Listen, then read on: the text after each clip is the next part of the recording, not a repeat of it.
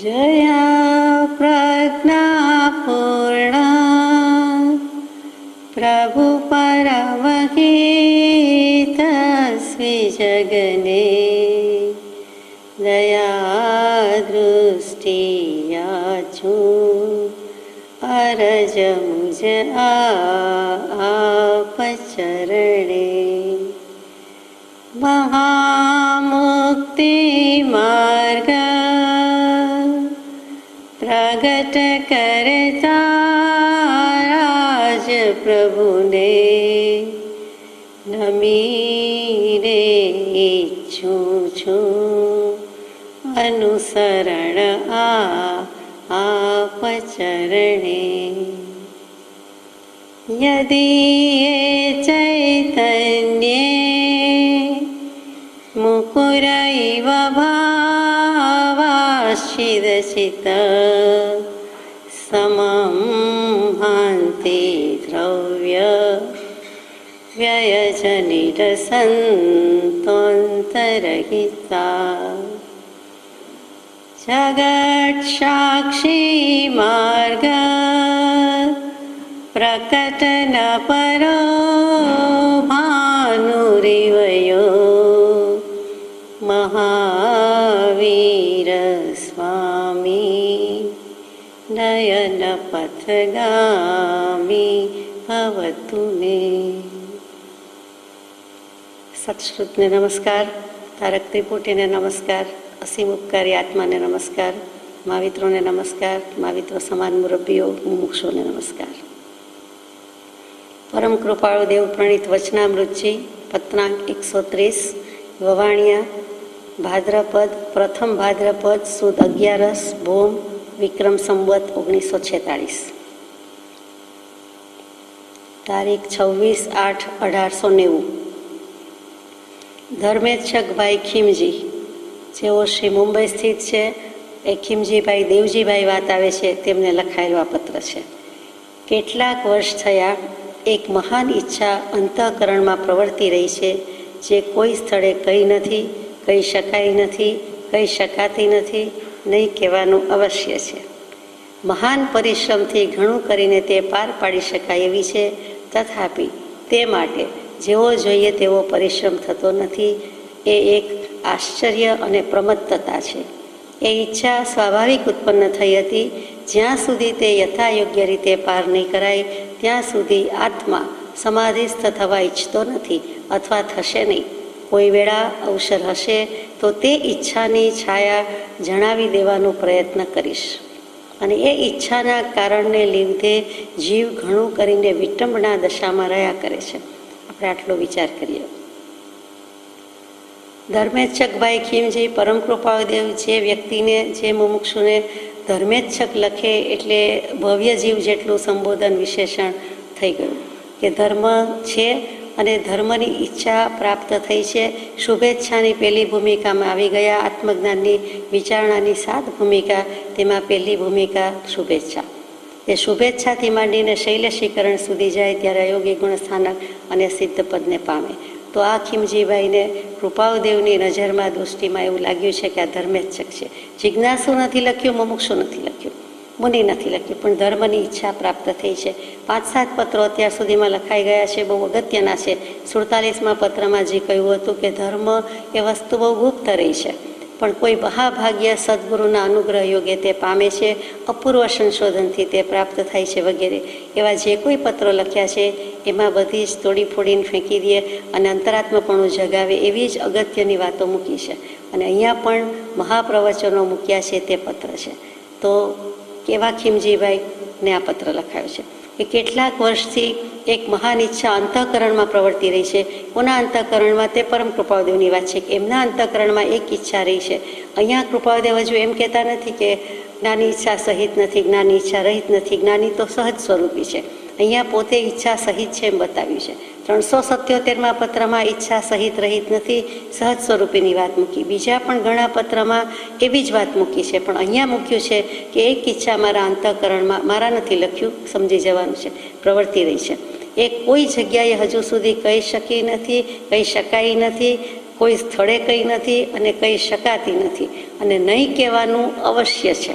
અવશ્ય એટલે જરૂરી, કે નહીં કહેવાની, ન કહેવું એમ જરૂરી લાગ્યું છે, અગત્યનું લાગ્યું છે. કહેવું જરૂરી હોય છે એમ ન કહેવું જરૂરી લાગ્યું છે, પણ કૃપાળુદેવ એમ સીધું સાદું લખે જ નહીં. એટલે અવશ્ય છે એટલે ત્યાં નિર્ધાર છે, નિશ્ચય છે. અવશ્યનો એક અર્થ નિશ્ચય પણ છે, કે ન કહેવાનો નિશ્ચય છે. આપણે કંઈ કહેવાનો જ નથી ને, વાત કરવાની જ નથી ને, મનમાં છે પણ કહું જ નહીં ને, બતાવું જ નહીં ને, તો કે અહીંયા કહે છે નહીં કહેવાનું અવશ્ય છે, જરૂરનું છે, સાથે સાથે નહીં કહેવાનો નિર્ધાર છે અથવા તો નિશ્ચય છે. મહાન પરિશ્રમથી ઘણું કરીને પાર પાડી શકાય તેવી છે, મહા મહેનત માગેલી એવી છે, મહાપુરુષાર્થ, અથાગ પુરુષાર્થ, સત્પુરુષાર્થ, કરેડિયા કરી નાખવા જેવો પુરુષાર્થ માગેલી એમ છે.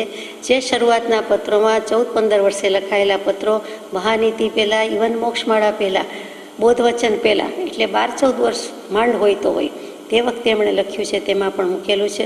શું મૂક્યું છે? કે જે મહાકામ માટે તું જન્મ્યો છે તેનું અનુપ્રેક્ષણ કર.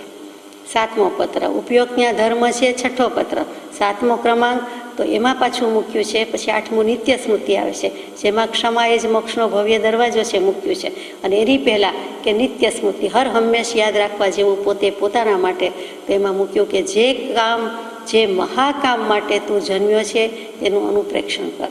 ત્યાં પરમ કૃપાળુદેવ પોતે પોતાને સંબોધીને કહે છે કે મોક્ષે જવાનું છે, મહાપુરુષાર્થ કરવાનો છે.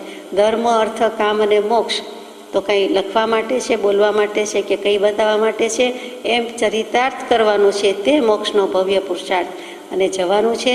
અને તે જે કોઈ આપણે વાંચનાર છે, પાઠક છે, સમજનાર છે, કે જે કોઈ વિચારે છે કૃપાળુદેવના મુમુક્ષુ થયા હોય તેને પણ લાગુ પડે છે કે આ ભવે કામ કરીને જવાનું છે, કૃતકૃત્ય થઈને જવાનું છે, ધન્ય થઈને જવાનું છે. તે એક જ કે આવા પુરુષને, આવા મહાપુરુષને, આવા સત્પુરુષને, આવા બીજા રામ કે મહાવીરને ઓળખીને એમના માર્ગે અનુસરવાનું છે. એટલે આપણે પણ મોક્ષે જવાનું છે, અથવા મોક્ષે લઈ જાય તેવું સમ્યક દર્શન કે આત્મજ્ઞાન પ્રાપ્ત કરીને જવાનું છે. ભરીએ ભાણીએ ભૂખ્યા આ ભવે જવાનું નથી, ઉઠી જવાનું નથી, અથવા તો વચ્ચે વિરમી જવાનું, અટકી જવાનું નથી. એટલા માટે કૃપાળુદેવે કહ્યું, આગલા પત્રમાં બતાવ્યું છે 128માં, કે હવે આયુષ્ય ભલે એક જ સમયનું હોય તો પણ થઈ શકે છે, અને દુર્નિમિત્ત હોય, ગમે તેટલી આદિ વ્યાધિ ઉપાધિ પરેશ ઉપસર્ગ આવે, બેઠી જાઓ, વેદી જાઓ, પણ એક સમયે ગાયના શિંગડા પર રાઈનો દાણો ટકે એટલી વાર શું સ્વસ્વરૂપનું ભાન ન થાય, કે સ્થિતિ ન થાય, એટલી દશા ન થાય, સંકલ્પ વિકલ્પ રહિત એટલો સમય ન થાય.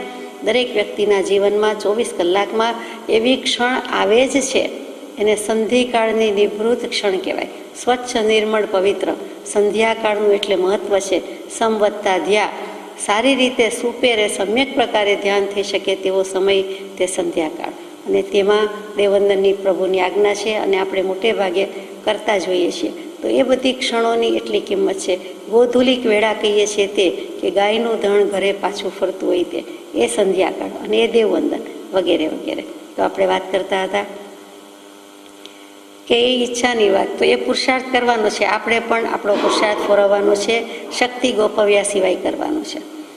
તથાપિ તે માટે જોઈએ તેવો પરિશ્રમ થતો નથી. પરમ કૃપાળુદેવે જવાબ આપી દીધો કે જોઈએ તેવો પુરુષાર્થ થતો નથી. હવે જોઈએ તેવો એટલે કેવો?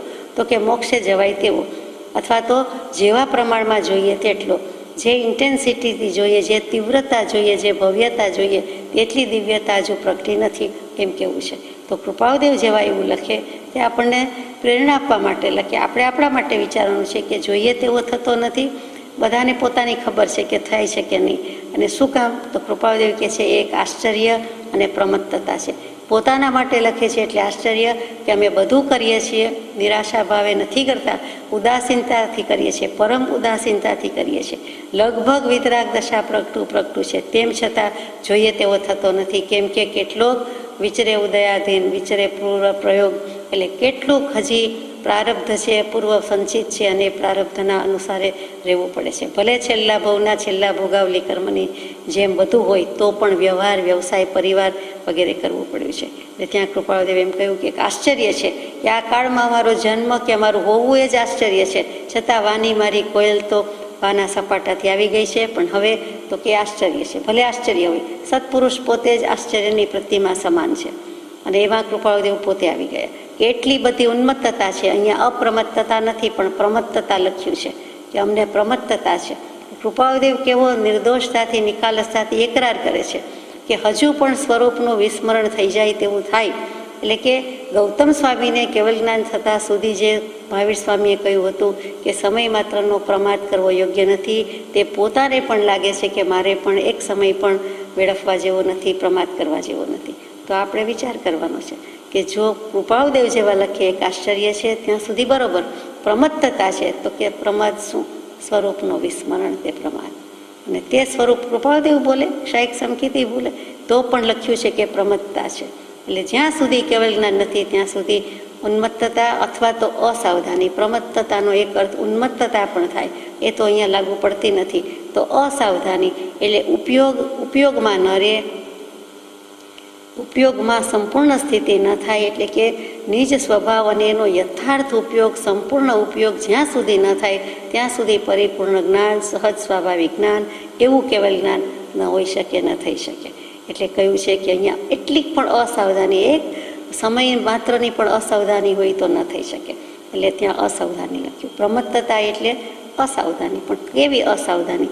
જેવી તેવી નહીં, એક સમય માત્રની. એક સમય, એક પ્રદેશ, એક પૂતગલનું જ્યાં સુધી જ્ઞાન ન થાય, એક સમયમાં ન થાય ત્યાં સુધી કેવલ જ્ઞાન નહીં. અને જો તે થાય તો કેવલ જ્ઞાન. એટલે તેવું હજુ નથી એમ ચોખ્ખો જણાય છે. એ ઈચ્છા સ્વાભાવિક ઉત્પન્ન થઈ હતી. જો સ્વભાવ પરિણામી જ્ઞાનની વાત છે, કેવળ સ્વભાવ પરિણામી જ્ઞાન એટલે કેવળ નિજ સ્વભાવનું અખંડ વર્તે જ્ઞાન, એવું કેવળ જ્ઞાન. કેવળ જ્ઞાનની વાત મૂકી છે એટલે ઈચ્છા સ્વાભાવિક ઉત્પન્ન થઈ હતી. નિસર્ગ સમ્યક દર્શન છે. કૃપાળુદેવના ભાવમાં કોણ સદગુરુ હતા? કોઈ ન હતા. તો સમ્યક દર્શન બે રીતે થાય. સમ્યક દર્શન જ્ઞાન ચારિત્રાણી મોક્ષમાં, પછી તત્વાર્થ શ્રદ્ધાનમ સમ્યક દર્શનમ, ત્યાર પછીનું સૂત્ર તન નિસર્ગાત અધિગમાત્વા. તે કાં તો નિસર્ગથી થાય છે, કુદરતી રીતે થાય છે, સ્વાભાવિક રીતે થાય છે, પૂર્વજન્મના સંસ્કાર, યોગ, બળ બધું જ પરિપક્વ થયું હોય પણ આગલા ભવે પણ સહેજ માટે આયુષ્ય પૂરું થઈ જાય તો બાકી રહી જાય. અને તેના માટે એક લવ સપ્તમ આયુષ્ય કહેવાય છે. એક લવ જેટલું, એમ થોડાક શ્વાસોચ્છ્વાસ જેટલું આયુષ્ય બાકી રહી જાય અને પુરુષાર્થ ચાલુ હોય પણ આયુષ્ય પૂરું થઈ જાય અને પછી બીજા ભવે પાછો પુરુષાર્થ આદરવો પડે છે. આ કેવી કર્મની રચના છે, ગહન છે. આગલા પત્રોમાં આવ્યું છે પૂતગલ રચના ગહન છે, કર્મ રચના વિચિત્ર છે. કર્મ રચનાનું વિચિત્રપણું સમ્યક જ્ઞાન બોધે તેવું છે, તે વાત અહીંયા લાગુ પડે છે. તો જ્યાં સુધી તે યોગ્ય રીતે પાર નહીં કરાય, કઈ ઈચ્છા છે તો કે કેવલ જ્ઞાનની કયો કે જે ઈચ્છા હોય તે. એમણે તો કહ્યું નથી એટલે આપણે બોલી શકાય નહીં. તો જે ઈચ્છા બાકી રાખી છે તે જ્યાં સુધી પાર નહીં પડે, સિદ્ધ નહીં થાય ત્યાં સુધી આત્મા સમાધિસ્થ થવા ઈચ્છતો નથી. ત્યાં સુધી દેહ ત્યાગ કરવાનો નથી, દેહ ત્યાગ થવાનો નથી. જીવું ત્યાં સુધી આ કરવું જ છે, પછી જ દેહ ત્યાગ થવાનો છે, પછી દેહ ત્યાગ કરીશ.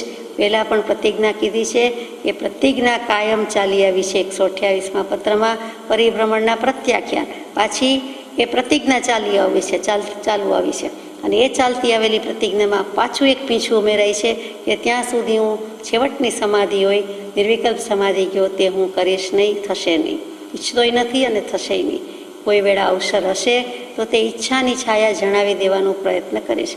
ઈચ્છાની છાયા, ઈચ્છાનો પડછાયામાં જોઈએ તેવું ચોખ્ખું દેખાય નહીં, છતાં ખબર પડે કે આ પડછાયો છે.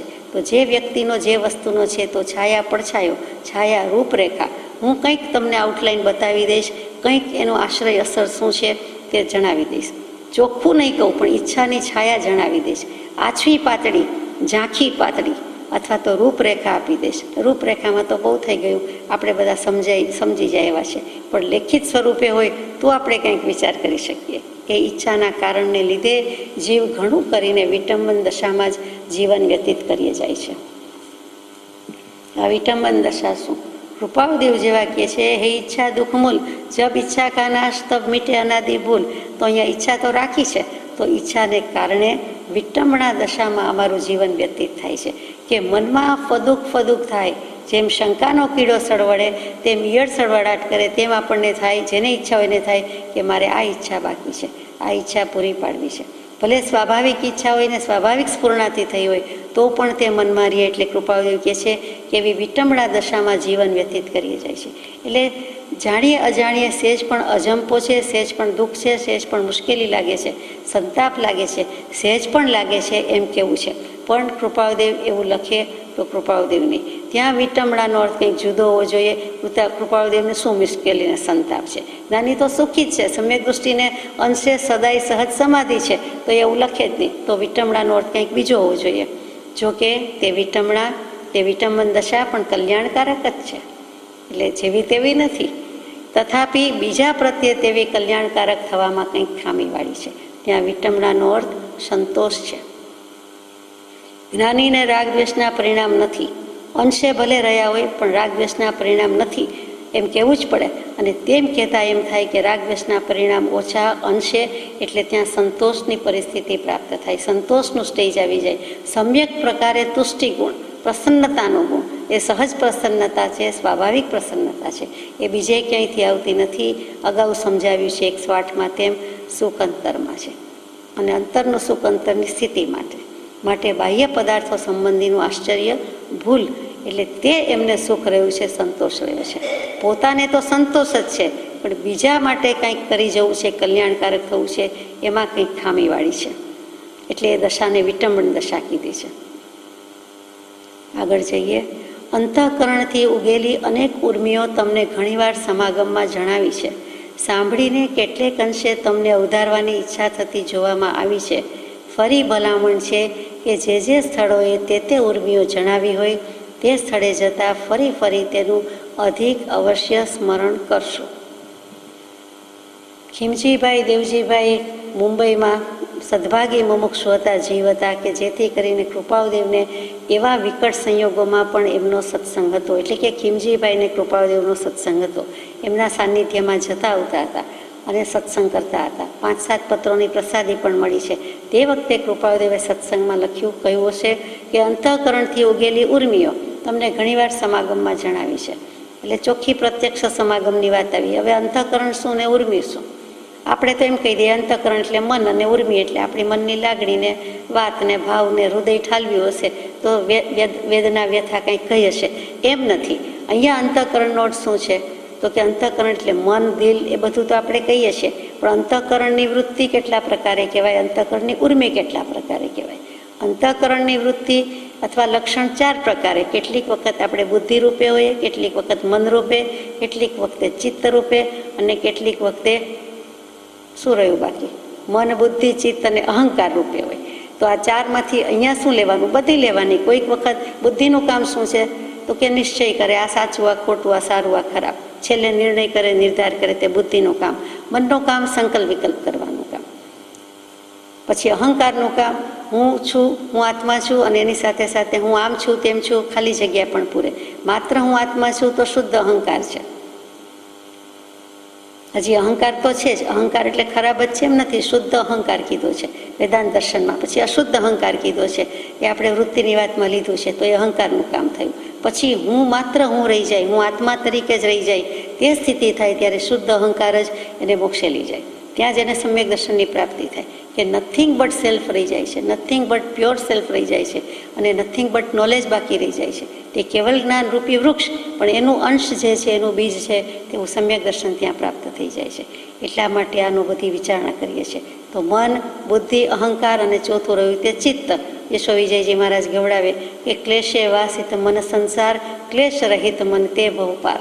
એટલે જ્યાં સુધી ક્લેશ છે એટલે આપણને એમ થાય કે કયા ક્લેશ છે? સંસાર એ જ ક્લેશ છે. બધાનો સરવાળો મોટો ક્લેશ એ સંસાર છે, તે પરિભ્રમણ છે. તે રાગ, દ્વેષ, અવિદ્યા, અસ્મિતા, અભિનિવેશ, આ 5 ક્લેશના પ્રકાર છે. તો એ ક્લેશ છે ત્યાં સુધી સંસાર છે, એનાથી રહિત થઈએ તો મોક્ષ છે, ભવપાર છે. એટલે આ બધી વસ્તુ જે છે તે અંતઃકરણ, એની વૃત્તિના ભેદ થયા, અંતઃકરણના લક્ષણ થયા. એટલે અંતઃકરણ એટલે મન કહી દઈએ, ખોટું નથી. અંતઃકરણ એટલે બુદ્ધિ પણ આવી ગઈ, ચિત્ત પણ આવ્યું, અહંકાર પણ આવ્યું. આ ગીતાજી અને વેદાંત દર્શનથી અને પાતંજલ યોગ દર્શન વગેરે સૂત્રો, શાસ્ત્રો પણ જેને સાક્ષી પૂરે છે તેની વાત છે. હવે અંતઃકરણની ઉર્મિ શું છે? તો આપણે ઉર્મિ એટલે સામાન્યપણે લાગણી, તરંગ, પ્રવાહ એવું કહી દઈએ. ખોટું નથી.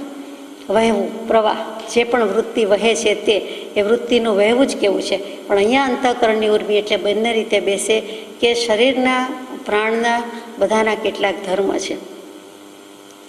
તો સ્થૂલ શરીર જે છે, જે લઈને બેઠા છીએ, એના ધર્મ શું છે? તો કે મુખ્યમાં મુખ્ય બે, જન્મ અને મરણ. એ જન્મે છે, કંઈક પિંડ લઈને પિંડ થઈને આવે છે, અને એ જ પિંડ જે મોટો થાય છે, દેહ થાય છે, એ જ આખો દેહ અગ્નિ સંસ્કાર કરવામાં આવે છે, અથવા તો બાળી નાખવામાં આવે, દાટી દેવામાં આવે, વગેરે જે હોય તે. આ સ્થૂલ શરીરના ધર્મો. કોઈ પણ મનુષ્ય, કોઈ પણ જીવનું જન્મ અને મરણ, અગ્નિ સંસ્કાર થાય કે ન થાય, કેટલાક જીવના ન પણ થાય, પણ આ રીતે થાય છે. પછી પ્રાણના ધર્મ શું છે?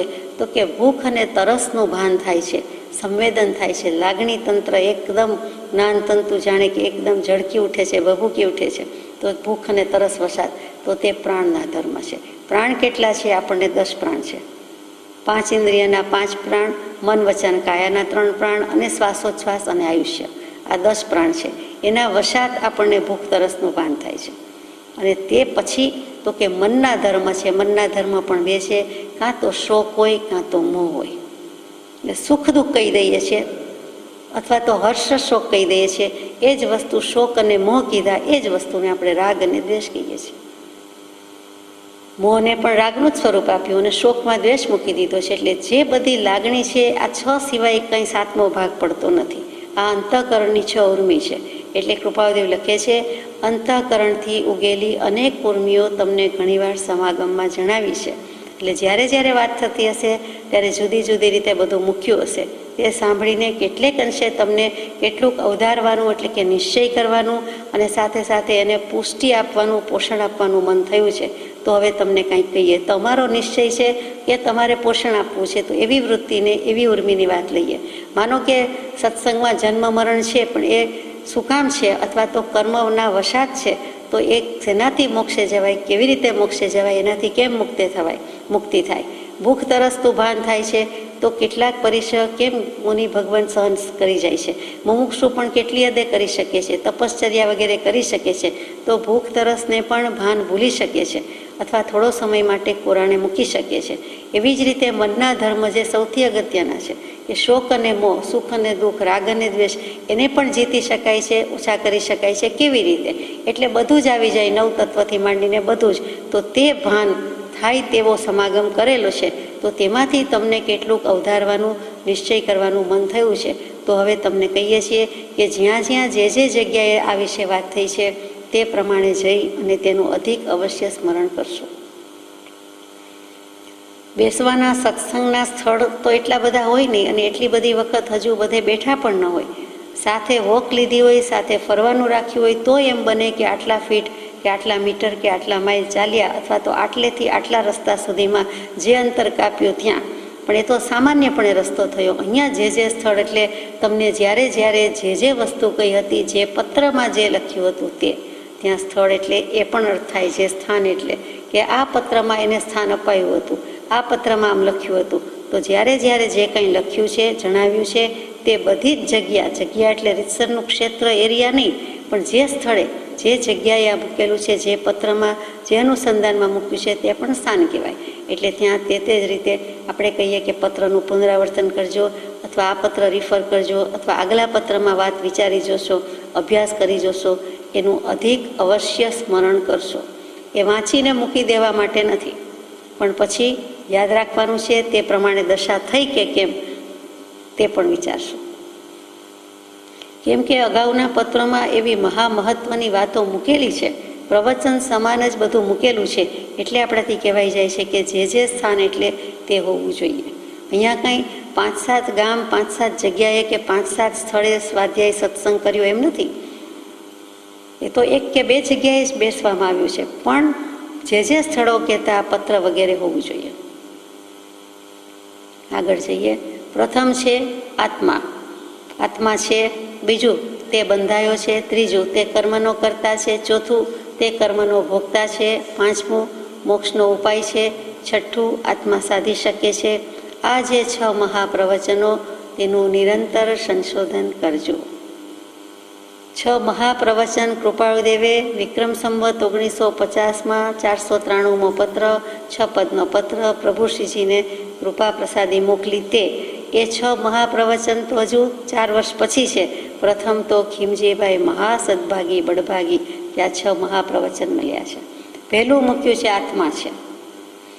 તો આત્મા છે એમ ખીમજીભાઈ નહીં માનતા હોય, પણ આત્મા છે, પણ તમારે અવધારવું છે, તમારે નિશ્ચય કરવો છે કે હું આત્મા છું, તમારે શીખવું છે, ગોખવું છે, અભ્યાસ કરવો છે. બોલી તો બધા ગયા કે આત્મા છે, જીવતા જીવત બેઠા છીએ ને નાનું બાળક પણ કહી જાય છે કે અમે જીવીએ છીએ, અમે છીએ, અમે અમારું અસ્તિત્વ છે, અમે અહીંયા જ ઊભા બેઠા છીએ.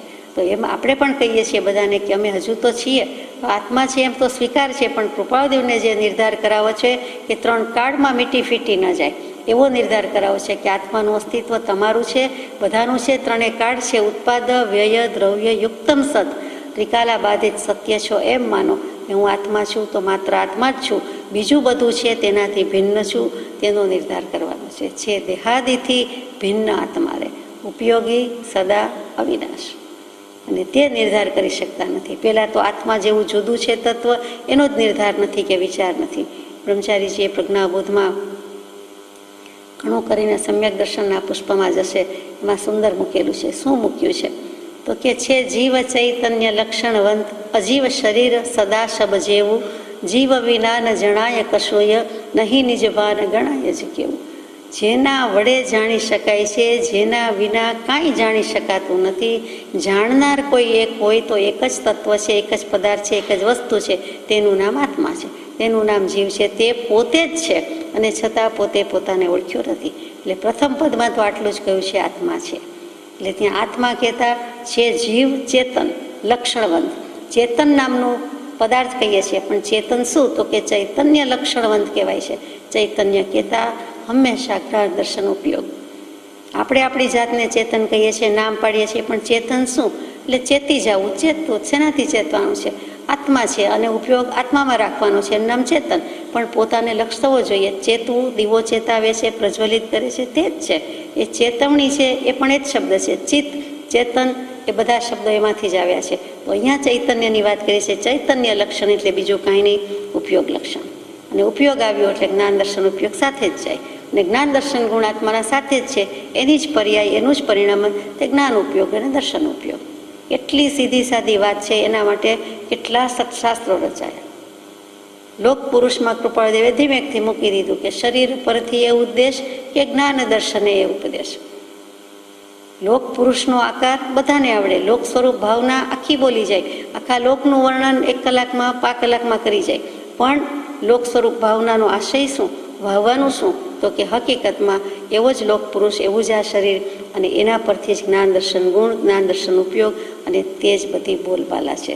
તે નથી તો કાંઈ નથી. ઉપયોગ છે તો બધું છે, ચૈતન્ય લક્ષણ છે તો બધું છે. એટલે આત્મા છે એમ કહેતા સ્વપર પ્રકાશક એવી ચૈતન્ય સત્તાનો પ્રત્યક્ષ ગુણ જેને વિશે છે એવો આત્મા હોવાનું પ્રમાણ છે. એ જ વસ્તુ અહીંયા કીધી છે. ત્યાં સ્વપર પ્રકાશક લીધું, ચૈતન્ય સત્તા લીધી, અહીંયા ચૈતન્ય લક્ષણ લીધું, એટલે ઉપયોગ જ આવ્યો. બીજા કોઈ દ્રવ્યને ઉપયોગ નામનું લક્ષણ નથી. જીવથી અજીવ જુદું પડે છે તે ઉપયોગના લક્ષણથી જ જુદું પડે છે. એટલે યાદ રાખવા જેવું છે. એટલે જીવ વિના ન જણાય કશોય નહીં નિજ ભાન ગણાય જ કેવું. આજ મને ઉચ્છરંગ અનુપમ જન્મ કૃતાર્થ જોગ જણાયો. તે પદમાં તે રાગમાં મૂકી દીધું છે.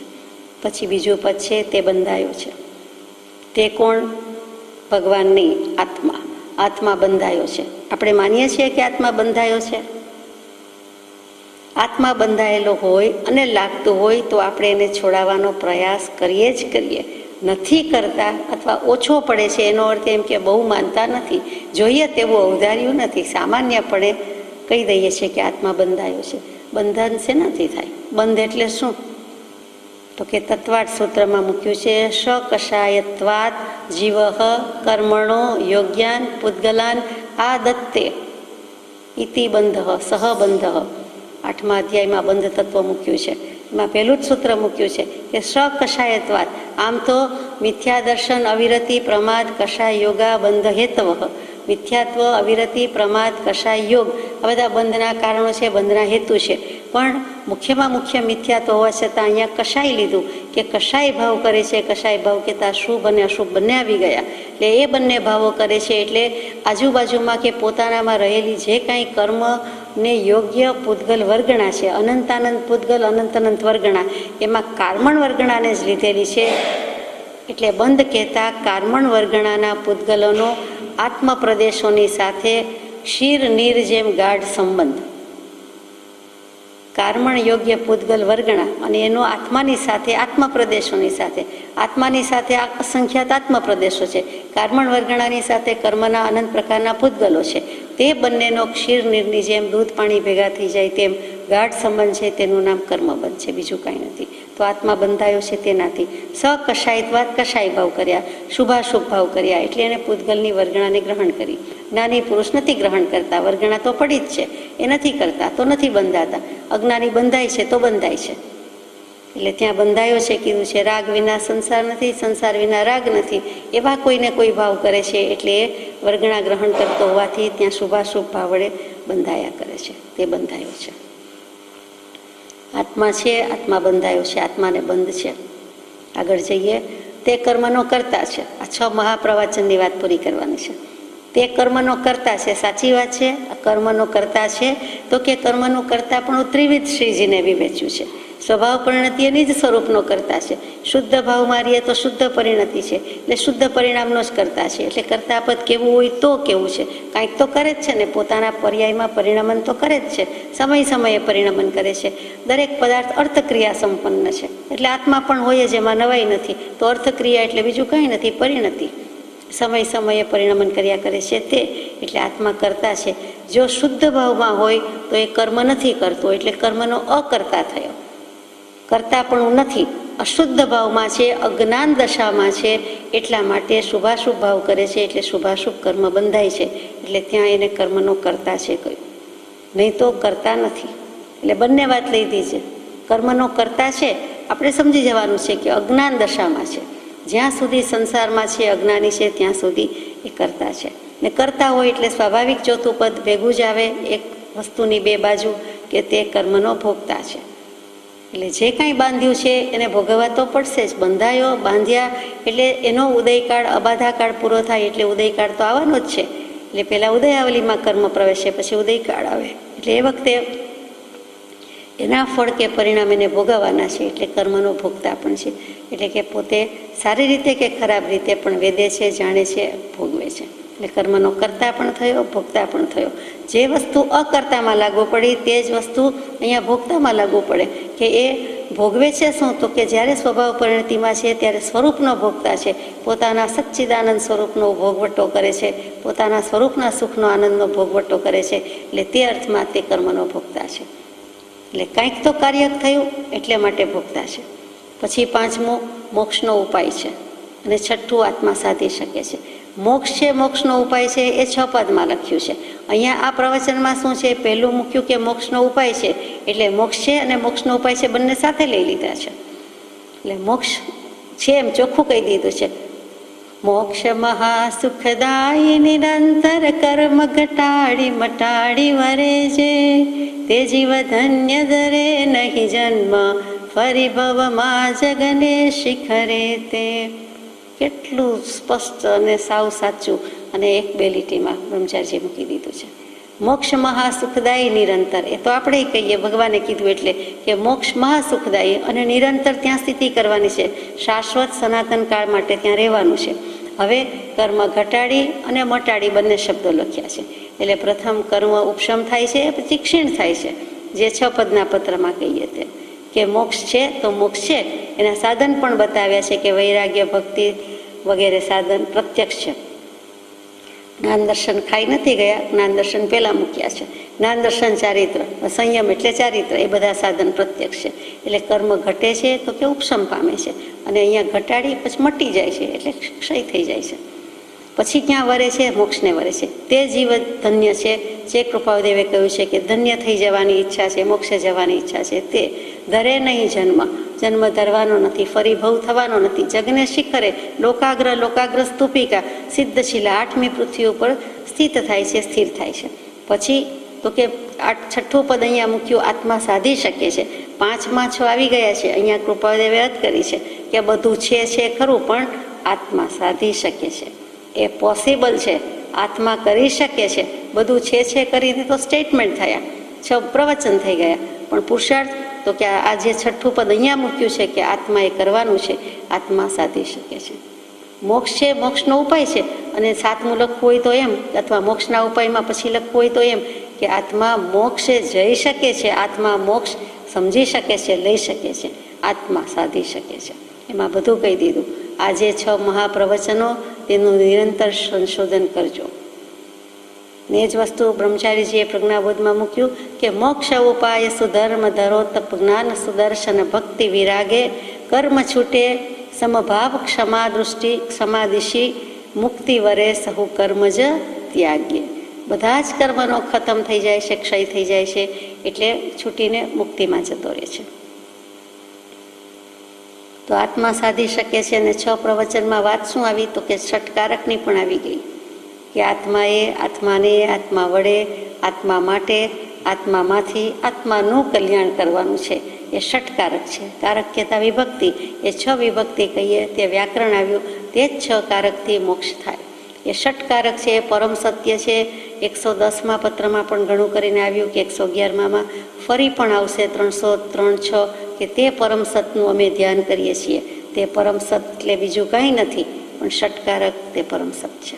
અહીંયા ષટ પ્રવચન મૂક્યા છે. પ્રવચન શબ્દ એ મજાનો છે. આપણે બધા બોલીએ છીએ તે વચન પ્રવચન કહ્યું જાય, વચન કહેવાય, પ્રવચન ન કહેવાય. ખરું યથાર્થ વક્તા તો વિતરાગ પુરુષ અરિયંત પરમાત્મા પરમ કૃપાળુદેવ છે. તે જે કોઈ છે તેવા જ તે દશાના પુરુષો તે યથાર્થ વક્તા છે. બાકી વક્તા નથી. વક્તા કેવો હોય તો કહેવાય, યથાર્થ નથી. એટલે પ્રવચન કે વ્યાખ્યાન કોનું કહેવાય? તો કે જે ભગવાન દેશના દેશે સમવસણમાં તે મહાપ્રવચન, પરમ પ્રવચન, તે સાચું વ્યાખ્યાન, સાચું પ્રવચન. પણ રૂઢિગત રીતે આપણે બોલીએ છીએ. શું કામ એ પ્રવચન છે? તો કે પ્રકૃષ્ટ શુદ્ધ, અત્યંત પ્રકૃષ્ટ એવું આત્મ સ્વરૂપ પ્રકર્ષેણ ચકાસતે, સોનાની 4 રીતે પરીક્ષા થઈ જાય અને શુદ્ધ સુવર્ણ સોનું બહાર પડે તેમ સાંગો પાંગ જેણે આત્માના સ્વરૂપને વેદી લીધું, જોઈ લીધું, જાણી લીધું, અનુભવી લીધું. જોઈ લેવાનું ક્યારે થાય આત્મ પ્રદેશોને? તો કે કેવલ જ્ઞાન થાય ત્યારે. આત્મા જોયો ક્યારે કહેવાય?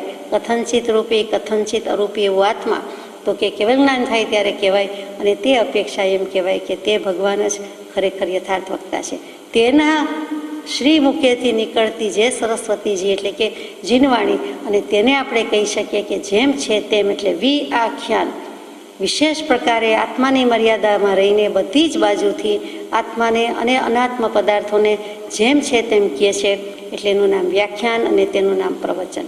સુપ્રીમ એન્ડ સબ્લાઇમ, જેનાથી ઇતર પર શ્રેષ્ઠ કોઈ વચન નથી, જેના સિવાય બીજું કંઈ કહેવા યોગ્ય નથી, તે ઉદ્દેશ વચન, તે પરમ પ્રવચન. અને તે પ્રવચન મહાપ્રવચન, તેનું નિરંતર સંશોધન કરજો.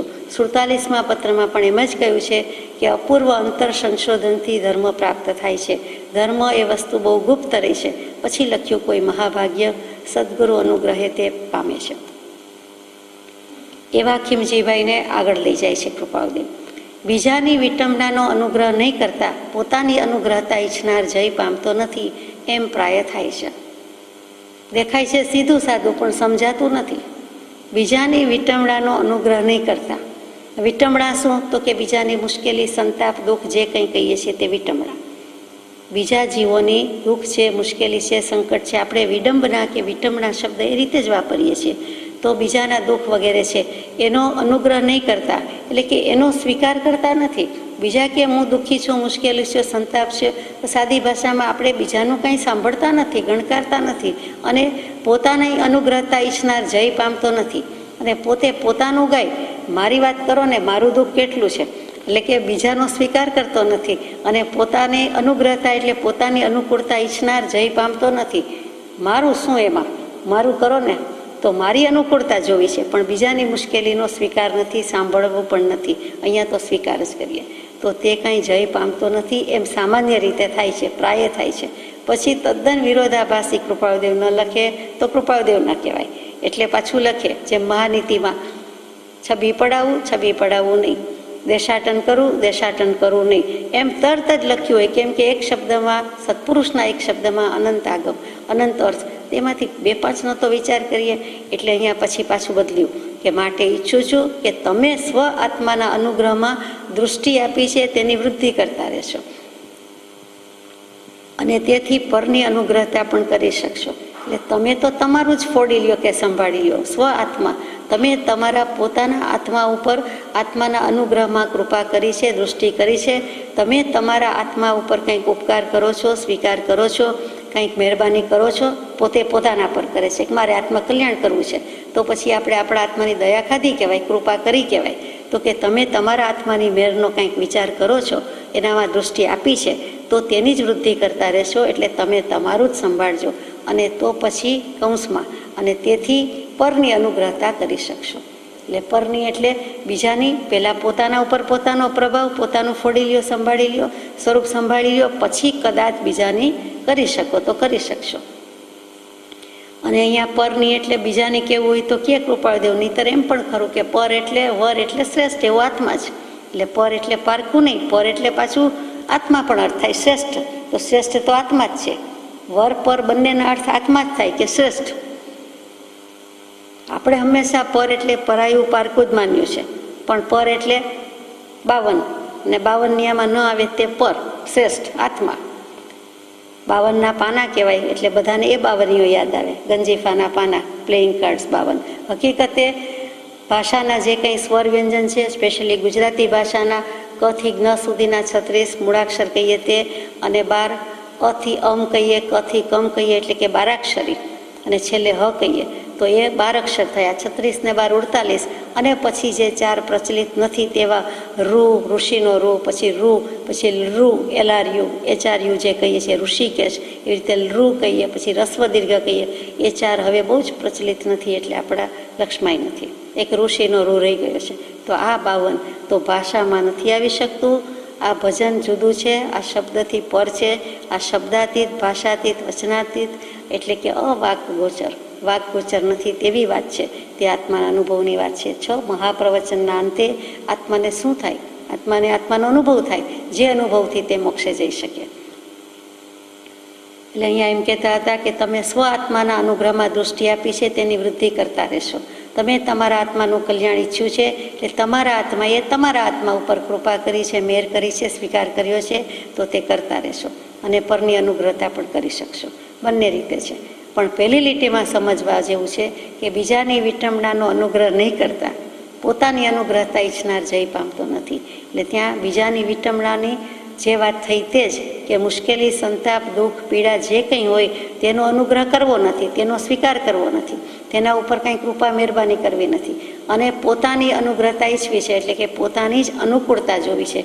ત્યાં અનુગ્રહનો અર્થ અનુકૂળતા થઈ જાય છે. ત્યાં અનુગ્રહ એટલે ઉપકાર બુદ્ધિ, બીજાનું કરવાની વૃત્તિ એ નથી. એટલે ત્યાં કૃપાદેવની શૈલી સમજવી જ આમ જુઓ તો અઘરી છે. પરમાત્માની શૈલી છે એમને તરત જ સહજ સ્વાભાવિકપણે સુગમપણે મૂક્યો છે, આપણે વિચાર કરવો પડે છે. માટે ઈચ્છું છું, કદાચ વિચાર ના થાય એટલા માટે જ આવું લખ્યું હશે. અને તેથી પરની અનુગ્રહતા પણ કરી શકશો. આગળ જઈએ. ધર્મ જ જેના અસ્થિ છે અને ધર્મ જ જેના મીંજા છે, ધર્મ જ જેનું લોહી છે, ધર્મ જ જેનું આમિષ છે, ધર્મ જ જેની ત્વચા છે, ધર્મ જ જેની ઇન્દ્રિયો છે, ધર્મ જ જેનું કર્મ છે, ધર્મ જ જેનું ચલન છે, ધર્મ જ જેનું બેસવું છે, ધર્મ જ જેનું ઉઠવું છે, અને ધર્મ જ જેનું ઊભું રહેવું છે, ધર્મ જ જેનું શયન છે, ધર્મ જ જેનું બેસવું છે, ધર્મ જ જેનો આહાર છે, ધર્મ જ જેની જાગૃતિ છે, ધર્મ જ જેનો વિહાર છે, ધર્મ જ જેનો નિહાર છે, ધર્મ જ જેનો સંકલ્પ છે, ધર્મ જ જેનો વિકલ્પ છે, ધર્મ જ જેનું સર્વસ્વ છે. એવા પુરુષની પ્રાપ્તિ દુર્લભ છે ને તે મનુષ્ય દેહે પરમાત્મા છે.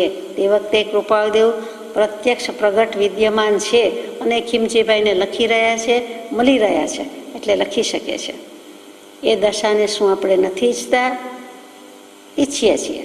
આપણને પૂછ્યું છે તો આપણે જવાબ આપીએ છીએ કે ઈચ્છીએ છીએ, તથાપિ પ્રમાદ અને અસત્સંગ આડે તેમાં દૃષ્ટિ નથી દેતા. ફરીથી વાંચીએ કે ધર્મ જ જેના અસ્થિ અને મિજ્જા છે. અસ્થિ શું? હાડકા. દેહની વાત આવી, શરીરની ધાતુ, ઉપધાતુ, અંગોપાંગ, અવયવ બધું કૃપાળદેવે લઈ લીધું કે પારમાર્થિક રીતે, આત્મિક રીતે નથી સમજતા તો શારીરિક રીતે તો શું છે? તો કે ધર્મ જ જેના હાડકા છે. આપણા શરીરમાં હાડકાને કોઈ ધર્મ કહે? કૃપાળદેવ કહે છે કે ધર્મ જ જેના હાડકા છે. હાડકા ધર્મ છે એમ નથી કીધું, પણ ધર્મ હાડકામાં રહેલો છે તો એ હાડકા ધર્મવાળા જ કહેવાય ને, કેમ ના પાડીએ? પાણીનો ઘડો કહીએ તો ઘડો માટીનો હોય કે જેનો હોય તેનો, સ્ટીલ, પિત્તળ, ચાંદી જે હોય તે, છતાં એમાં પાણી ભર્યું તો પાણીનો ઘડો કહીએ, ઘી ભરીએ તો ઘીનો ઘડો કહીએ, દૂધ ભરીએ તો દૂધનો ઘડો કહીએ, ના થોડી પડાય. તો પછી હાડકામાં પણ જો ધર્મ ને ધર્મ જ હોય તો પછી હાડકામાં ધર્મ રહેલો જ કહેવાય ને. ધર્મ જ જેના અસ્થિ છે અને પછી ધર્મ જ જેની મજ્જા અને મિંજા છે, એટલે બંને અર્થ લીધા છે. અહીંયા મિંજા લખ્યું છે, તો મિંજા તો આપણે વાપરવામાં શબ્દ આવતો નથી, પણ મિંજા શું તો કે હાડકામાં રહેલી ચરબી, બોન મેરો કેવું કહેવાતું હશે, અને હાડકામાં રહેલો માવો, માવો જ શબ્દ લખે છે, તો ગર્ભ જે કહીએ તે એ પણ કહેવાય. એટલે મિંજા અને મજ્જા બે એક જ છે. મજ્જા તંતુ બોલ્યા છીએ, સાંભળ્યું છે, એવી રીતે અહીંયા મિંજા લખ્યું છે, કદાચ બંને એક જ હશે, મિંજા અને મજ્જા. તો કે હાડકામાં રહેલી ચરબી, માવો, ગર જે કયો એમાં પણ ધર્મ જ છે. ઉપર ધર્મ આવે, મારો આપને પ્રશ્ન છે સમજવા માટે, કે રોમ રાઈ કહીએ છીએ, રૂવાટે રૂવાડા 3.5 કરોડ છે, એમાં એના સુધી ધર્મ આવી જાય. આપણે કહીએ ને રોમે રોમ કૃપાળુદેવ છે, તો ત્યાં સુધી ધર્મ આવે. તો એ જેમાંથી ઉયગું નીકળું અંદરથી, તો એમાં તો હોય જ ને, સવાલ જ નથી ને. ત્યારે તો રોમે રોમ આવે, અંદર હોય તો બાહ્ય આવે ને. એટલે અહીંયા અંદરની વાત મૂકી કે ધર્મ જ જેના અસ્થિ છે. હાડકામાં ધર્મ, અસ્થિમાં ધર્મ છે, એમ કેવી રીતે? એટલે કે જે અસ્થિમાં પણ ધર્મ જ રહેલો છે. હાડકે હાડકું, પછી ચરબી, એનો માવો, એનો ગર ડૉક્ટર શોધી શક્યા નથી, ઓર્થોપેડિસ્ટને ખબર નથી, એવું કૃપાળદેવે લખ્યું છે કે એ બધું જ એમાં પણ ધર્મ. ધર્મ જ જેનું લોહી છે, જેટલું લોહી છે એ પણ બધું ધર્મમય છે. અનંતા જીવો કે નિગોદ કે કોષ કે જે રહ્યું હોય તે બધું જ લોહી પણ ધર્મમય છે. આખું શરીર કેવું છે? ધર્મ જ જેનું આમિષ છે. આમિષ એટલે ધાતુની રીતે લઈએ તો માંસ, શરીરમાં રહેલું માંસ, અને આમિષ એટલે ભોજન, એ પણ અર્થ થાય. તો કે ધર્મ જ જેનું ખાણું પીણું છે, કે ધર્મ જ જેની ખાણી પીણી છે, એટલે કે ભોજન છે. પણ ભોજન નથી લાગતું, કારણ કે આહાર નીચે લખ્યું છે. એટલે અહીંયા ધાતુની વાત હોવાથી ધર્મ જ જેનો માંસ છે. હાડકામાં, ચરબીમાં, બધામાં જો ધર્મ હોય તો માંસ એમ કેવું ઠીક લાગે છે. તો માંસનો શબ્દનો અર્થ જ મજાનો છે. મા ઉપર મીંડું, માંસ એટલે મારા સમાન, મામ, અને પછી સ એટલે સામેનું કોઈનું કહીએ કે પોતાનું કહીએ, તો પોતાનું તો પોતાના સમાન હોય જ. પોતાનો જે દેહ છે, શરીર છે, એટલે મારું માંસ એમ કહીએ એટલે પોતાના જેવું જ થયું, જે થયું તે. એવી જ રીતે બીજાનું બીજાના શરીર પ્રમાણે થયું. પણ બીજા જીવોને જોઈએ ત્યારે પણ એમ થાય કે મારા સમાન છે. સર્વ જીવ છે સત્ય સમજે, સમજે તે થાય. સર્વ જીવ છે સ્વ આત્મતુલ્ય, સ્વ આત્મતુલ્ય, મારું જેવું શરીર છે એમાં જે માંસ વગેરે રહ્યું છે તેવું જ બીજાના શરીરમાં રહેલું છે. તો એ જીવની હિંસા થોડી થાય? દેખાય કે નહીં? કીડીમાં માંસ શું અને ચરબી શું? પણ જે હોય તે વળી દલીલ કરે. ઉંદરને હાડકાં ન હોય, ગરોળીને હાડકાં ન હોય, વગેરે વગેરે. એટલે એને અમુક સ્નાયુ ન હોય, એના સ્નાયુ આવા હોય એટલે સંકોચી શકે. આપણો આત્મા સંકોચ વિસ્તાર કરી શકે છે, નહીં કરી શકે છે. પણ માંસની વાત આવે ત્યારે જે ફ્લેશ કહીએ તે જ, કે ભાઈ મારી પાસે છે તે જ બીજા સમાન છે, મારા સમાન જ છે. જેમ આત્મા સમાન છે, શરીર પણ કેટલીક અપેક્ષાએ સમાન જ છે. તો પછી બીજા જીવની હિંસા હત્યા પણ ન થાય. એટલે અહીંયા તો વાત એમ છે કે ધર્મ જ જેનું આમિષ છે. એટલે કે માંસ, ભોજન જે કયો, અભિલાષા પણ થઈ. આમિષ એટલે અભિલાષા, એટલે ધર્મ જ જેની અભિલાષા છે. બંને રીતે અર્થ બેસે, દૈહિક રીતે, આત્મિક રીતે. ધર્મ જ જેની ત્વચા છે, જે ચામડી છે, ઉપરની બાહ્ય દેખાવ છે, તે પણ ધર્મમય જ છે. એટલે એ પણ હોય, એમાંથી ફૂટતી ઉગતી રોમરાજી, એટલે એ તો હોવાની છે. ધર્મ જ જેની ઇન્દ્રિયો છે, કાયા, જીભ, નાક, આંખ ને કાન, એ 5 જ્ઞાનેન્દ્રિય થઈ. 5 કર્મેન્દ્રિયો કઈ થઈ? તો કે 2 હાથ, 2 પગ, ગુદા, ઉપસ્થ વગેરે જે ઇન્દ્રિયો છે એ પણ કાંઈ ને કાંઈ કામ તો કરે જ છે. તો વેદાંત દર્શન કહે એ કર્મેન્દ્રિયો છે અને આ જ્ઞાનેન્દ્રિય છે. એટલે બધી ઇન્દ્રિય લઈ લીધું. એમાં પણ ધર્મ, ધર્મ ને ધર્મ છે. હાથમાં ધર્મનું પુસ્તક હોય તો આપણે આંગળીમાં પણ કહેવાય જ ને. ત્યારે પછી કોણીમાં છે એમ કહેવાય, હથેળીમાં છે એમ કહેવાય. હાથમાં રહેલું હોય તો 2 હસ્ત, હથેળીમાં રહ્યું છે એટલે ખભામાં નથી એમ થોડું કહેવાય. એના વજનથી, એમાં રહેલી શક્તિ બળથી તો ઊંચકાયું હોય. એટલે એ બધું જ ઇન્ટરકનેક્ટેડ છે, ઓતપ્રોત થઈને રહેલું છે. એ કેવું છે કે બધે જ ધર્મ છે. હજી તો વાર છે. ધર્મ જ જેનું કર્મ છે. જે કાંઈ કાર્ય કરે છે, ક્રિયા કરે છે, પ્રવૃત્તિ કરે છે, તો ધર્મ સિવાય વાત નથી. અહીંયા ધર્મ શું? તો કે વસ્તુનો સ્વભાવ, તે તેનો ધર્મ. તે એની પરિણતિ, સ્વભાવ પરિણતિ જ છે. એટલે આખો જ વૈરાગ્યમાં જીવ આવે છે, ડૂબી ગયો છે, એમ સ્વભાવમાં રંગાઈ ગયો છે એમ કહેવાની બદલે એમ કહે તો આપણને અસર ન થાય. એટલે લખવાની, કહેવાની શૈલી પણ કેવી છે? તો કે ધર્મ જ જેનું કર્મ છે. ધર્મ અને કર્મની વ્યાખ્યા જુદી છે, પણ બહુ સરખી છે. આત્મા પરિણામની ચપળ પરિણતિ થવી તેને શ્રી તીર્થંકર કર્મ કહે છે. આત્મા પરિણામની સહજ પરિણતિ થવી તેને શ્રી તીર્થંકર ધર્મ કહે છે. એટલે સહજ પરિણતિ તો ધર્મ અને ચપળ પરિણતિ તો કર્મ. સહજ અને ચપળ 3 અક્ષરનો શબ્દ. ક્યાંય કાનો માત્રા મીંડું પદ રસવ એવું કંઈ સ્વર આવતા નથી. તેમ છતાં બેયના અર્થમાં આસમાન જમીનથી પણ વિશેષ ભેદ.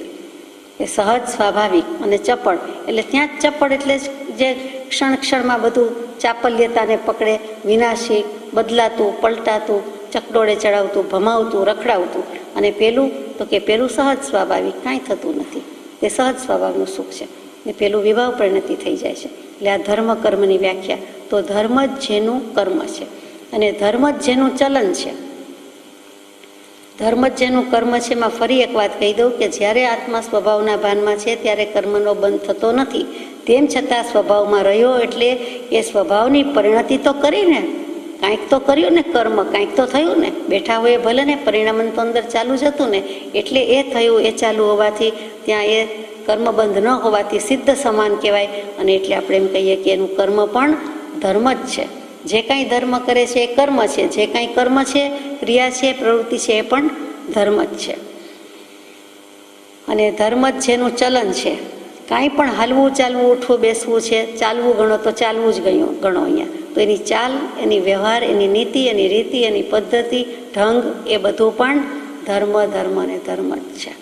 ધર્મ જ જેનું બેસવું છે. ગમે ત્યાં આસ એટલે બેસવું, આસન લગાવે, ગમે ત્યાં હોય ને, ક્યાંય પણ બેસે ને, એક જગ્યાએ જ ધર્મસ્થાનમાં જેમ નહીં, તો પણ ધર્મમય જ છે. જ્યારે પણ જુઓ ત્યારે શાંત, ગંભીર અને ધર્મમય.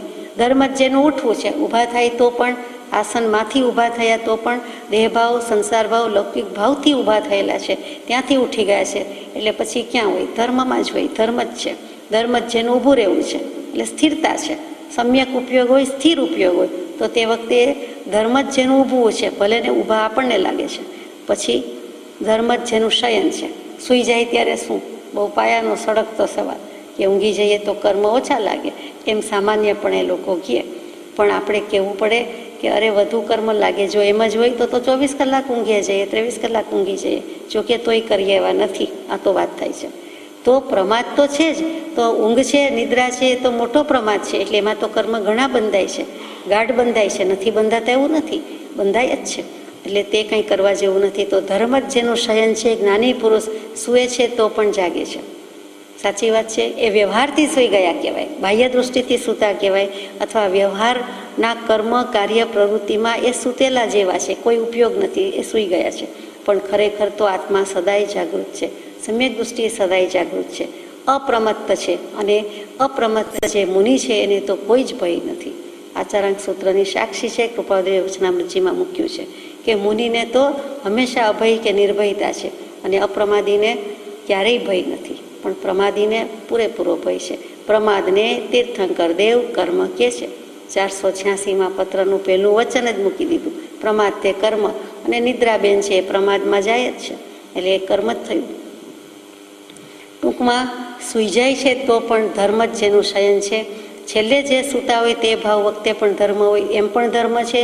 અને નહીં તો પણ એ જાગૃતિ હોવાથી, ઉપયોગની જાગૃતિ હોવાથી, પોતાનો બોધ લાગી ચૂક્યો હોવાથી પોતે હંમેશા જાગતો જ છે. એટલે એ અપેક્ષા એ ધર્મ છે. શી જ્ઞાન ચેતનામાં સૂવે છે, માટે એ ધર્મ જ જેનું શયન છે. એ જ્ઞાન ચેતનાનો સ્વામી છે. કર્મ ચેતના, કર્મફળ ચેતના, જ્ઞાન ચેતના, સમ્યક દૃષ્ટિ એ જ્ઞાન ચેતનાનો સ્વામી થયો છે. એટલા માટે જ્ઞાન ચેતનામાં સૂવે છે. શી શેતે શયન. ધર્મ જ જેની જાગૃતિ છે. હવે આટલી બધી વાત પછી જાગૃતિ તો હોય જ ને, સવાલ જ નથી. ઉપયોગની જ આટલી જાગૃતિ છે. એ સ્વભાવ ધારીને જ બેઠા છે, એમાં જ સ્થિતિ કરી છે, એટલે જાગૃતિ જ છે. ધર્મ જ જેનો આહાર છે. જે કાંઈ ખાય છે, પીવે છે, દેખીતી રીતે ખાય છે, પીવે છે, પણ એ પણ ધર્મ જ છે. ઉપયોગ એ વખતે ઉપયોગમાં હોય, ધર્મમય હોય, તો એ વખતે જે કોઈ પદાર્થ ખાધા ન ખાધા, અથવા તો લીધા ન લીધા, માનો કે ચાખ્યા, સ્વાદ ચાખીને કેવું છે એમ કયું, બધું કયું હોય તો પણ કૃપાદેવ ને એ વખતે ધર્મ જ જેનો આહાર છે એ પણ ધર્મમય થયું. એ પૂતગલ છે તો પણ જ્યાં લીધું, જે રીતે લીધું, જે જ્ઞાન વડે લીધું, તે જ્ઞાન સાચું થયું છે, સમ્યક થયું છે. માટે તેને એમ કહેવાય કે ધર્મ જ જેનો આહાર છે. અને આહારની ઈચ્છા કહીએ તેમાં પણ ધર્મની જ ઈચ્છા થઈ છે. કયું ફળ ભોગવવું છે, મારા સ્વરૂપનો ઉપભોગ કરું, સ્વરૂપનો ભોગતા થવું, એ જ આનંદ છે. અને એ જ એમનો આહાર છે. ધર્મ જ જેનો વિહાર છે. આહાર અને નિહાર વચ્ચેની જે બધી ક્રિયા છે તે બધું વિહાર છે. કાંઈ પણ ખાવું પીવું, ચાલવું બેસવું, ઉઠવું જવું આવવું. વિહરણ એટલે માત્ર ચાલવું નથી, એ બધી જ પ્રવૃત્તિ છે એ પણ ધર્મમય જ છે. સામાયિક લે એટલી વાર જ સામાયિક નથી, પ્રતિક્રમણ વખતે જ પ્રતિક્રમણ નથી, ક્ષમાપના પાઠ વખતે જ ક્ષમાપના નથી, પણ આખો દિવસ કે હર હંમેશ કે જ્યારે પણ કરે છે ત્યારે એ ભાવ તો સતત વેદેલો છે, વેદાતો રહે છે. તો ધર્મ જ જેનો વિહાર છે. પછી મૂક્યું છે ધર્મ જ જેનો નિહાર છે. તે શું? તો કે નિહાર એટલે શું? તો કે મળ ત્યાગ એ સીધી સાદો એનો અર્થ થયો કે નિહાર, આહાર વિહાર નિહાર. તો એ પણ બહાર ફેંકી દેવાના, નિકાલ થઈ જાય તેવા પદાર્થો બેસી રહેતા નથી. બેસી રહીએ તો પણ પ્રોબ્લેમ થાય છે. તો એવા મળત્યાગને પણ ભગવાને કીધું કે એ પણ ધર્મ છે. કેમ કે એ ક્યાંથી એનું ઉગમ સ્થાન છે, ક્યાંથી આવ્યું? તો કે જે આત્મા આટલો ધર્મમય છે, ધર્મી છે, ઉપયોગવંત છે, એના મળત્યાગ છે, એનું શૌચ છે. નિહારનો બીજો અર્થ આપણે કહીએ મળત્યાગ અથવા તો શૌચ. શૌચ એટલે શુચિ, શુચિ એટલે પવિત્રતા. તો કે જે બધું અપવિત્ર વસ્તુ હતું એ નીકળી ગઈ એટલે પણ પવિત્ર થયું. તો એ અપવિત્ર વસ્તુ પણ ધર્મથી ધર્મમાં થઈને નીકળી છે. ભલે એ જળ છે એટલે એને ધર્મ લાગતો નથી, એનો ધર્મ એ બજાવે. ત્યાં એનો ધર્મ એટલે એના લક્ષણ, એની ફરજ, એનું કર્તવ્ય જે છે તે, પૂતગલનું જે કંઈ છે તે. પણ એ આત્મપ્રદેશોમાંથી લૂછાઈને બહાર આવેલું હોવાથી તેને પણ કહી દીધું કે ધર્મ જ જેનો નિહાર છે. તે ક્રિયા વખતે, તે પ્રક્રિયા વખતે પણ ધર્મમય છે અને પછી પણ તે ધર્મમય જ છે. નિહારનો અર્થ આપણે જાણીએ છીએ કે હિમ અને ઝાકળ, ઓસબિંદુ પણ થાય. તો તે પણ ધર્મ જ કહેવાય કે ગમે ત્યારે આહાર હોય કે વિહાર હોય પણ નિહાર હોય તો પણ ધર્મ જ જેનો નિહાર છે. એ ઉપયોગમાં જ હોવાથી તે બધું જ નિહાર વગેરે પણ ધર્મવંત, ઉપયોગવંત કહેવાય છે. ઉપયોગ એટલે ઉપયોગ લક્ષણવાળું નહીં, પણ ઉપયોગ પામેલા છે, વસ્તુનો સ્વભાવ તે તેનો ધર્મ, તે અપેક્ષા કહેવાય છે. ધર્મ જ જેનો વિકલ્પ છે ને ધર્મ જ જેનો સંકલ્પ છે. કાંઈ પણ કરવું કે ન કરવું એવું જે ઓલ્ટરનેટિવના સેન્સમાં કહીએ એ વિકલ્પ, તો કે એ પણ એ જ છે. અહીંયા કયો વિકલ્પ છે? મારું પરિભ્રમણ સમાપ્તતાને કેમ પામે, જન્મ મરણ નિવૃત્ત કેમ થાય? તો એ વિકલ્પ છે. તો એ એક જ વિકલ્પની કૃપાદેવે છૂટ આપી છે. જ્ઞાની પુરુષો કે એવો વિકલ્પ નહીં કરે તો ક્યારે કલ્યાણ કરશે? એટલે એક તો કારણ હોવું જોઈએ, તો એક વિકલ્પની છૂટ આપી અને તેનાથી નિવૃત્ત થવાનું કીધું. તો તે વિકલ્પ પણ છૂટ છે. અને ધર્મ જ જેનો સંકલ્પ છે. હવે ધર્મ જ આરાધવો છે, મોક્ષ જ જવું છે, તો સંવેગ નિર્વેદ ભાવના માટે પણ સંકલ્પ તો જોઈએ જ ને. એ ધર્મ જ જેનો સંકલ્પ છે.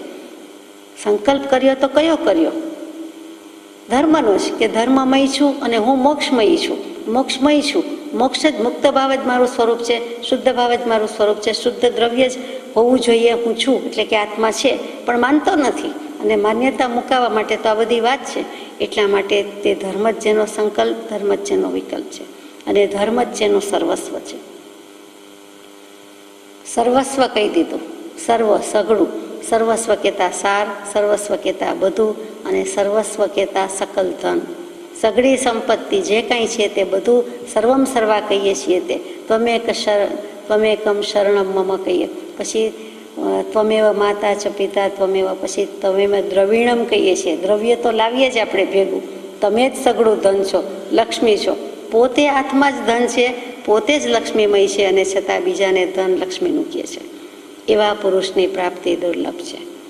જે કાંઈ છે આ તો આપણે આ રીતે વ્યાખ્યા મૂકી. આ બધી જ વસ્તુ, આ ધર્મમય વસ્તુ સમજવા માટે કહી, તે બધી જ કૃપાળુદેવની છે. કે ધર્મ જ જેનું આટલું આટલું છે, એટલે કે કૃપાળુદેવના સંકલ્પ વિકલ્પથી માંડીને આહાર વિહાર નિહાર, ઉઠવું બેસવું ઊભું રહેવું, લોહી માંસ ધાતુ બધું જ સર્વમ સર્વા, સર્વસ્વ. અને પછી એવા પુરુષનું વર્ચસ્વ હોય કે નહીં? સર્વસ્વ ધર્મમય હોય, સર્વજ્ઞતાના અંશો હોય તો એનું વર્ચસ્વ જ હોઈ શકે. સર્વસ્વના, સર્વજ્ઞના એટલે કે સર્વસ્વના વર્ચસ્વ વિના કલ્યાણ નથી. એ સર્વજ્ઞ પ્રણિત તત્વ આવ્યું અને તેની શ્રદ્ધા આપણે કરવાની છે. એવા પુરુષની પ્રાપ્તિ દુર્લભ છે અને છતાં છે તે મનુષ્ય દેહે પરમાત્મા છે. એ દશાને શું આપણે નથી ઈચ્છતા? અહીંયા કૃપાળુદેવે પણ સ્પષ્ટ કહી દીધું. પોતાની દશાની સાથે સહયોગી જીન દશા આવી હોય, અર્યંત પરમાત્મા આવા હોય, વીતરાગ પરમાત્મા રે ખીણ મોહી અર્યંત સલુણા, એ કહી દીધું કે આવો સહયોગી જીન હોય. સિદ્ધ પુરુષ તો આવા હોય નહીં, કાયા નથી, કર્મ નથી, પણ પરમાત્મા થયા છે તે તેવા હોય. અને તે પહેલાંની દશાવાળાને પણ પરમાત્મા તો કયા જાય છે અને તે પહેલાંની દશાવાળાને અંતરાત્મા કહીએ છીએ. એ દશાને શું આપણે નથી ઈચ્છતા? ઈચ્છીએ છીએ, તથાપિ પ્રમાદ અને અસત્સંગ આડે તેમાં દૃષ્ટિ નથી દેતા. પ્રમાદ અને અસત્સંગ આડો આવે છે, આપણે જાણીએ છીએ. અસત્સંગ એટલે કુસંગ નહીં, પણ સત્સંગનો અભાવ, એ અસત્સંગ છે. એટલે કૃપાદેવે આગલા પત્રમાં મૂક્યું છે કે ઉપાદાનની સ્થિતિ બળવંત થવા નિરંતર સત્સંગ જોઈએ તે નથી, તેની સાથે લાગુ પડે છે. આત્મભાવની વૃદ્ધિ કરજો અને દેહભાવને ઘટાડજો. આત્મભાવની પ્રાપ્તિ થઈ હોય તો આબાદ કરજો, અભ્યુદય કરજો અને દેહભાવને ઘટાડી દેજો. વિનીત રાયચંદના યથોચિત. નિત્ય નિરંજન અંતરજામી રહો નિરંતર અંતરમાં, સમતામાં રમતા રાજેશ્વર દીઠા નહીં દેશાંતરમાં. સમય સમય તુજ ચરણ કમળની છત્ર છાય ઉર છાય રહો, નિષ્કારણ કરુણાની કથની વચન વિષેદ સમાય અહો. સજાત્મ સ્વરૂપ પરમ